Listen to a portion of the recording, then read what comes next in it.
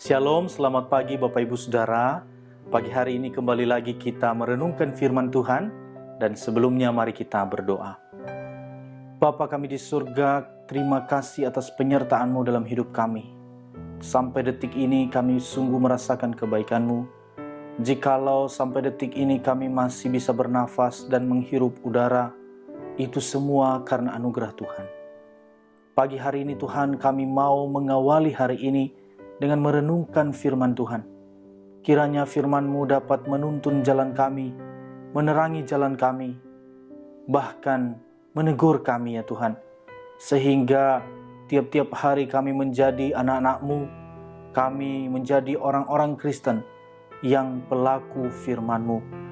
Terima kasih Tuhan, biarlah Tuhan menolong kami untuk mengerti akan firman-Mu, dan Tuhan memberi kami kekuatan untuk kami melakukannya dalam kehidupan kami sehari-hari. Dalam nama Tuhan Yesus kami berdoa dan siap merenungkan firman-Mu. Amin.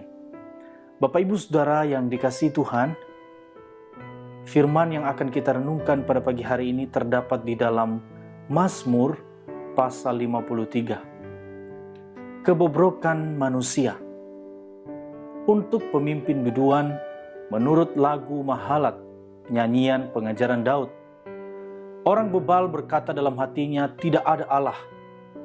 Busuk dan jijik kecurangan mereka, tidak ada yang berbuat baik.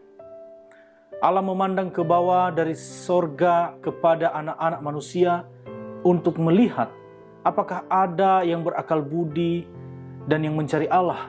Mereka semua telah menyimpang, sekaliannya telah bejat. Tidak ada yang berbuat baik, seorang pun tidak. Tidak sadarkah orang-orang yang melakukan kejahatan, yang memakan habis umatku, seperti memakan roti, dan yang tidak berseru kepada Allah? Di sanalah mereka ditimpa kejutan yang besar, padahal tidak ada yang mengejutkan. Sebab Allah menghamburkan tulang-tulang para pengepungmu, mereka akan dipermalukan sebab Allah telah menolak mereka. Ya, datanglah kiranya dari Sion keselamatan bagi Israel. Apabila Allah memulihkan keadaan umatnya, maka Yakub akan bersorak-sorak, Israel akan bersuka cita. Bapak Ibu Saudara yang dikasihi Tuhan, tema renungan kita pada pagi hari ini yaitu jangan seperti orang bebal. Saudara-saudara, semua orang pasti akan merasa tersinggung dan marah besar jika mereka dikata-katai oleh orang lain dengan sebutan orang bodoh, apalagi disebut sebagai orang bebal. Saudara, dalam teks aslinya, kata bebal diartikan sebagai orang yang bodoh, jahat, dan tidak menghormati Tuhan. Saudara, orang bebal dapat diartikan pula sebagai orang yang sukar sekali untuk mengerti, tidak cepat tanggap, tidak mau berubah, karena ia menolak pengertian dan pengajaran. Saudara, kita secara terang-terangan tidak mau disebut bebal.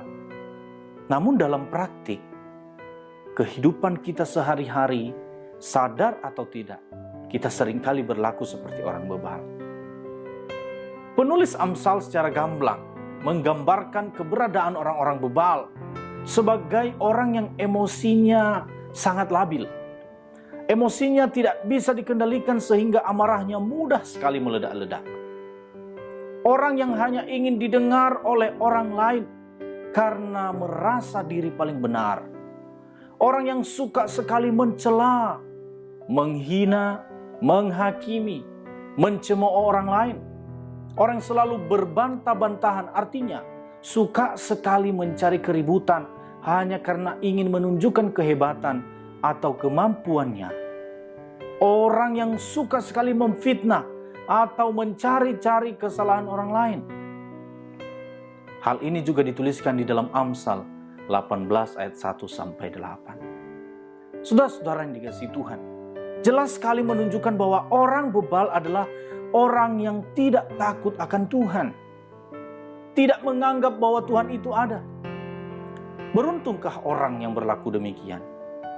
Firman Tuhan memastikan bahwa Hidup mereka tak luput dari hukuman. Dan yang lebih mengerikan lagi Bapak Ibu Saudara, mereka mengalami penolakan dari Tuhan. Amsal 18 ayat 7 mengatakan, orang bebal dibinasakan oleh mulutnya, bibirnya adalah jerat bagi nyawanya. Saudara-saudara yang dikasihi Tuhan, menjalani hidup di masa seperti ini tidaklah mudah Bapak Ibu Saudara, di tengah-tengah pandemi yang luar biasa ini. Karena itu saudara, Rasul Paulus menasihati, perhatikanlah dengan seksama bagaimana kamu hidup. Janganlah seperti orang bebal, tetapi seperti orang arif, dan pergunakanlah waktu yang ada, karena hari-hari ini adalah jahat. Itu tertulis di dalam Efesus pasal 5 ayat 15-16. Saudara, mungkin kita sedang mengalami pergumulan hidup yang berat karena pelakuan yang tidak adil atau kejahatan yang diperbuat orang-orang di sekitar yang tidak mengenal Tuhan. Jangan takut saudara, dan jangan putus asa, karena ada waktunya di mana Tuhan akan menegakkan keadilannya. Jangan sekali-kali berlaku bebal, karena orang bebal tidak luput dari hukuman. Mari kita berdoa. Kami bersyukur kepadamu ya Tuhan atas firman-Mu pada pagi hari ini. Mengingatkan kepada kami, agar kami menjadi orang-orang bijaksana, orang-orang yang rajin, bukan menjadi orang bebal. Tolong kami Tuhan, agar kami dapat melakukan firman ini. Kami menjadi anak-anak yang sungguh mengasihi Engkau ya Tuhan.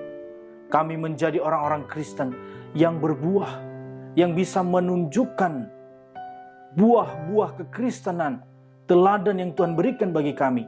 Kami memberikannya kepada orang-orang di sekitar kami. Tolong kami Tuhan. Terima kasih buat firman-Mu pada pagi hari ini. Berkati seluruh jemaat Pau Kemang Pratama di sepanjang hari ini. Apapun kegiatan, apapun aktivitas, kami serahkan ke dalam tangan Tuhan. Biarlah apa yang dilakukan seturut dengan kehendak-Mu. Mulai dari perkataan kami, perilaku, bahkan pikiran kami, semua seturut dan kehendak-Mu. Saudara-saudara kami yang mengalami pergumulan dalam kehidupan mereka, baik sakit penyakit maupun pergumulan di dalam pekerjaan dalam rumah tangga, kami serahkan ke dalam tangan-Mu. Kami percaya Tuhan membuka jalan bagi kami, menguatkan kami, memberikan damai sejahtera dan sukacita bagi kami semua. Ini doa kami Tuhan. Dalam nama Tuhan Yesus kami berdoa dan bersyukur. Amin. Selamat beraktivitas Bapak Ibu Saudara. Tuhan Yesus memberkati.